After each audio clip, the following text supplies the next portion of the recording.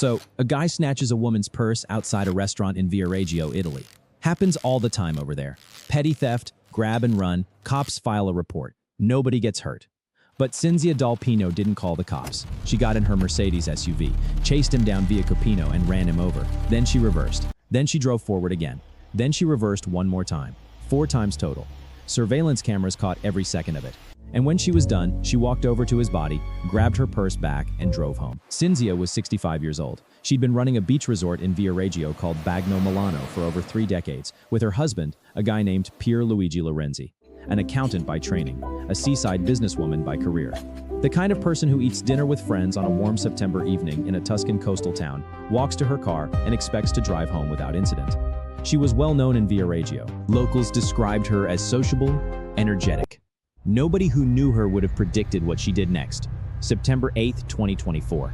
Cinzia had just finished dinner in the Darsena neighborhood with friends. She was walking to her white Mercedes GLE, which weighs about 2.5 tons. That is when Nureddin Mezgi, a 52-year-old man originally from Morocco, snatched her handbag and took off on foot. Nureddin went by Sayed. He had a history of petty crime in the area, and on this night, he picked the wrong target. Now, any normal person calls the police at this point. You're upset, you're frustrated, you file a report, maybe you cancel your credit cards, and you move on with your life. A purse is not worth killing someone over, but Cinzia didn't process it that way. She got behind the wheel of her SUV and went after him. Street cameras on Via Capino recorded what happened next. Cinzia spotted Nureddin walking along the road. She swerved off the road and drove directly into him. He went down. She reversed over his body. Then she drove forward over him again. Then reversed one more time. 4 deliberate passes. A 2.5-ton luxury SUV rolling over a human body, back and forth, while the man was pinned underneath it. The footage is clear. There is no ambiguity. This was not an accident. This was not a panicked reaction that went wrong. She drove over him, backed up, and did it again. 3 more times. And then, according to multiple reports, Cinzia stepped out of the car in her stiletto heels, walked over to Nureddin's body, picked up her handbag, got back in the Mercedes, and drove away. She didn't check on him. She didn't look around, she just took the bag and left. Bystanders rushed to Nureddin. He was still alive when paramedics arrived. They transported him to Versilia Hospital in critical condition. He died shortly after. The autopsy found a severe laceration of his abdominal aorta and massive internal bleeding. His body had multiple fractures consistent with being crushed by a heavy vehicle. Repeatedly, Cinzia went home. She did not call the police. She did not call an ambulance. She retrieved her purse and left a dying man on the street in front of witnesses. It took police roughly 2 hours to show up at her door. The surveillance footage made identification straightforward. White Mercedes GLE, one owner in the area matching the plates. Cinzia was arrested that night. And I want to sit with that for a second. She killed a man over a handbag, went home and waited for the knock, like it was an errand she'd just finished. Now Cinzia's defense tried to frame this as self-defense. Her lawyers argued that Nureddin had threatened her with a knife during the theft, that she was scared for her life, that she acted in a state of extreme emotional disturbance. The defense asked the court to reclassify the charge as negligent excess of self-defense, which would have dramatically reduced the sentence. One problem with that story: police never found a knife. Not on Nureddin's body, not on the street, not anywhere near the scene. No knife was recovered at any point during the investigation. The self-defense argument rested entirely on a weapon that, as far as prosecutors could establish, did not exist. And even if it did, even if Nureddin had threatened her with a blade, he was walking away when she hit him. He was on foot, she was in a car. The threat, if there was one, was over. You don't get to claim self-defense when you're chasing someone in a 2.5-ton vehicle and they're walking. The prosecution took a harder line. They argued that by the time Cinzia got in her SUV and chased Nureddin down the street, any immediate danger from the theft had passed completely. He was leaving. She had his direction of travel. She could have called police, given them a description, and waited. She chose to pursue. She chose to strike him.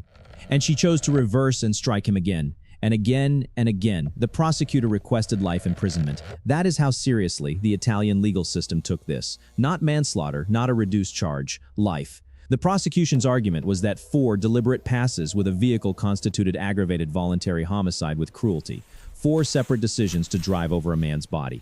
Each one made with full knowledge of what was happening underneath the wheels. Nureddin's family spoke publicly. His sisters gave an interview We with are Moroccan currently broadcaster experiencing Truth TV, technical and the quote that difficulties. stuck with Normal everybody was programming simple. will They said, resume "Not even an shortly." animal is killed this way." They asked for Cinzia to remain in prison for the full sentence. They wanted her behind bars, not at home, not with an ankle tag, in a cell. The case went to the Assize Court of Lucca. The trial became a national story in Italy. It split the public right down the middle. On one side, people who saw a woman defending herself against a criminal. On the other, people who saw a wealthy businesswoman execute a petty thief with her SUV and call it justice. Italian media ran with it for months. Talk shows, newspaper columns, social media arguments, everyone had an opinion. If you've been watching this and want more stories like these, hit subscribe. New ones drop all the time. And the political world got involved. Italy's Deputy Prime Minister, Matteo Salvini, weighed in on Facebook. Salvini, who has built his entire political brand on anti-immigration rhetoric, posted about the case and wrote that this drama is the consequence of a crime. He said that if the man who lost his life hadn't been a delinquent, this wouldn't have happened. Italy's Deputy Prime Minister, publicly framing a killing as the victim's fault because he stole a purse from a politician on Facebook.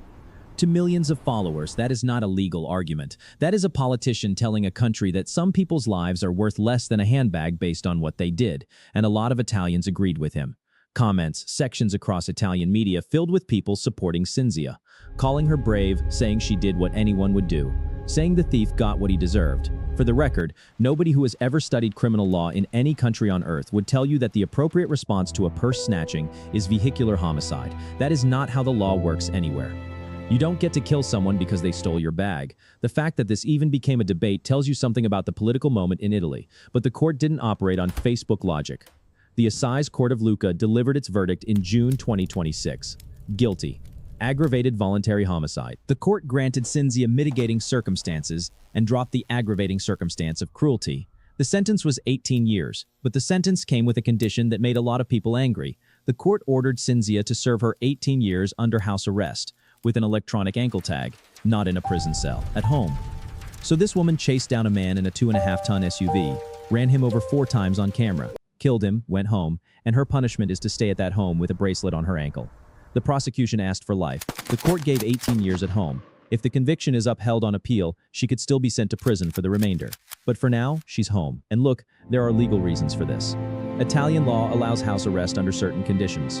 The court considered her age, the mitigating circumstances, and whatever other factors went into the decision. I'm not an Italian legal scholar, but from the outside looking in, if you kill a man by running him over 4 times with your Mercedes and your sentence is to stay in your house, that feels like a gap between what happened and what the consequences look like. Cinzia's lawyer told reporters after the verdict that she expected a lower sentence, so even 18 years under house arrest was more than her legal team thought she'd get. Her lawyer also indicated they would likely appeal. So this case is not over. Cinzia still has legal options, and the sentence could still change. Nureddin Mezgi was 52 years old. He was from Morocco. He had a criminal record for petty theft. None of that is in dispute. He snatched a purse, and for that he was crushed to death on a street in Tuscany by a woman who then stepped over his body to retrieve her bag. I keep coming back to the surveillance footage. 4 passes. Forward, reverse, each one a separate decision. The first impact could be rage, could be panic, could be an adrenaline-fueled mistake. But the second, third, and fourth times she drove over a man's body, that is not panic. That is something else entirely. And every second of it is on camera, archived in police evidence, played in a courtroom in Lucca for judges and jurors to watch. And the response from parts of Italian society, the politicians weighing in, the public support for Cinzia, the framing of a killing as the consequence of a crime committed by the victim. That tells you that this case was never just about a purse or a woman or a man on Viareggio Pino. It became a mirror for how parts of a country think about who deserves justice and who doesn't. Nureddin stole a bag. Cinzia took his life, and a court said she could serve her time at home. 18 years under house arrest for 4 passes with a Mercedes over a man's body on a public street, caught on camera, in a country that asked whether a purse was worth more than a life. If you want more stories like this, they're on the channel.